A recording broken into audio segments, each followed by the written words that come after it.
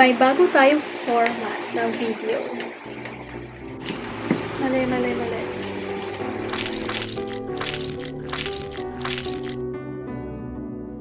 Ako si Lavat at ngayon papakita ko ang bagong nail polish brand, local nail polish brand na The Pretty You. So, meron akong 5 shades. Nakita ko lang sila sa Instagram. Tapos, nagulat ako nung nalaman ko, local pala sila.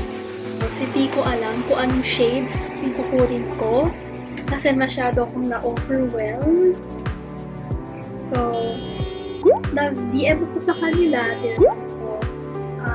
Gusto kong bumili ng 5. Pero nga lang, hindi ko alam kung pwede bang kayo na lang yung mag-suggest sa akin. Pero huwag yung sabihin sa akin. Gusto ko surprise. So, okay naman sa kanila. Ito yung 5 best-selling shades. So, yun yung sined nila sa akin. Sabi dito, air dry gel polish lang siya. Isa lang din yung sa ayaw ko, yung mga regular polish na minamarket as gel polish.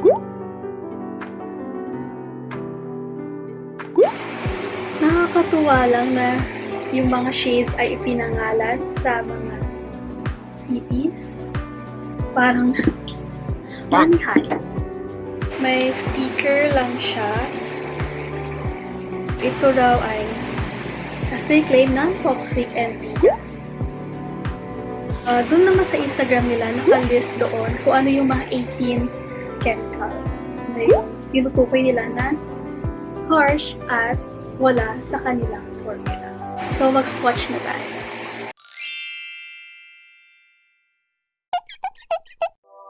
Ang una nating iswatch ay Havana, isang light pink shade na may cool undertone. Medyo manipis ang kanyang formula kaya hindi even ang kanyang application. Hindi pantay yung aking thumbnail kaya kung mapapansin nyo, hindi even yung kanyang application. Kaya kung ganito rin yung kuko nyo, may texture, kailangan gumamit ng ridge filler na base coat. Sa second coat ng Havana, mas buo na yung kanyang kulay at nawala na yung unevenness.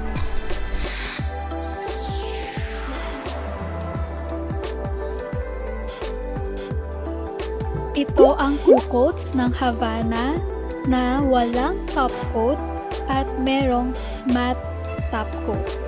Sunod naman ay si Rome, isang neutral gray shade.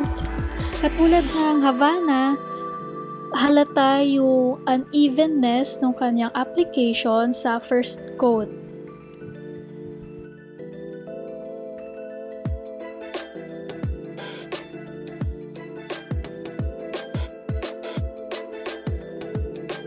Sa second coat ng Rome, na-achieve na natin yung bottle color. And kung mapapansin nyo, napaka-glossy ng kanyang finish.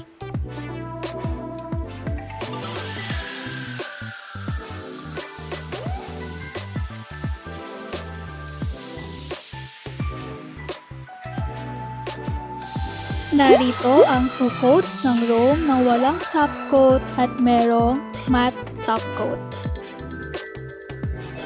Sunod ay si Paris, isang warm taupe color. Hindi katulad ng dalawang naunang shades, si Paris mas even yung kanyang application sa first coat. At dahil halata pa rin ang aking nail line, naglagay ako ng second coat ng Paris.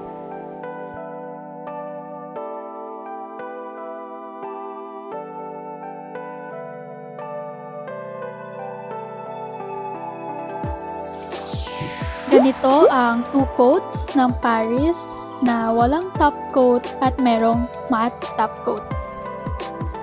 Sunod ay si London, isang light gray shade na may light blue undertone. Sa first coat niya, halata rin yung unevenness ng kanyang application, pati na rin yung mga brush strokes. Dahil light shade siya, halata rin yung kahit anong texture sa aking nail bed.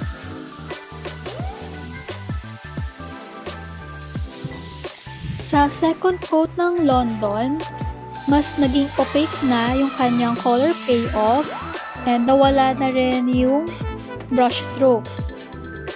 Hindi medyo halata pero napapansin ko na kita pa rin yung aking nail line, pero nagsettle pa rin ako sa 2 coats ng London.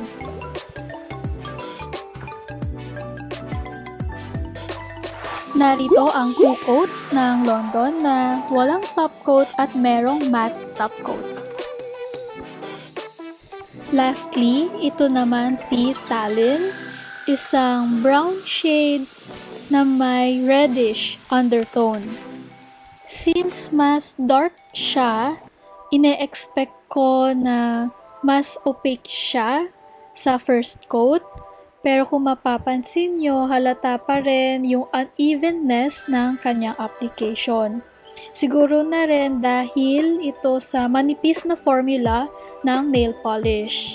Pero sa second coat ng Talin, nawala na yung kanyang unevenness at mas naging buo pa yung kanyang kulay.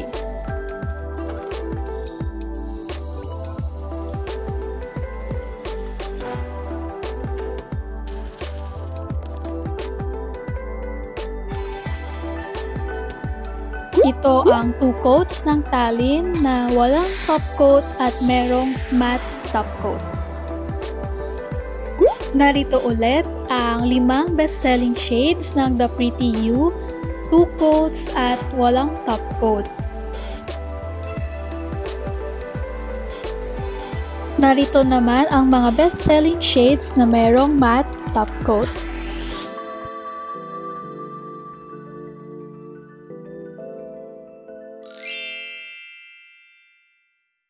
So, summary, gusto ko yung formula niya na very liquidy. Pero nga lang, ang magiging problem nito ay sa mga beginners, lalo na kung hindi kayo gumagamit ng dominant hand nyo. Ang tendency ay madalas kayong makakalagpas-lagpas. At the same time, napaka-soft nung kanyang brush.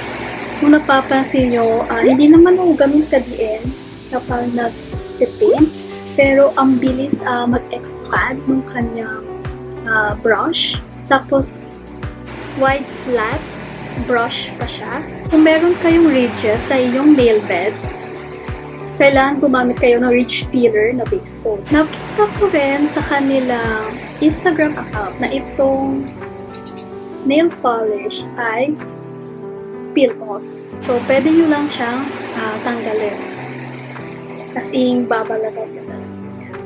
Ang balak ko talaga, gagawa ako ng swatch with and without top coat. Pero, dun sa unang swatch ko kay Havana, sobrang shiny ng kanyang dry down. As in, hindi mo akalain na wala pa siyang top coat. So, hindi na ako naglagay ng top coat. Yung matte top coat na lang talaga yung nilagay ko in comparison sa kanyang glossy finish. Okay, so doon natatapos ang aking swatch sa The Pretty You Nail Polish. Muli, ako po si Love. Maraming salamat po sa panonood.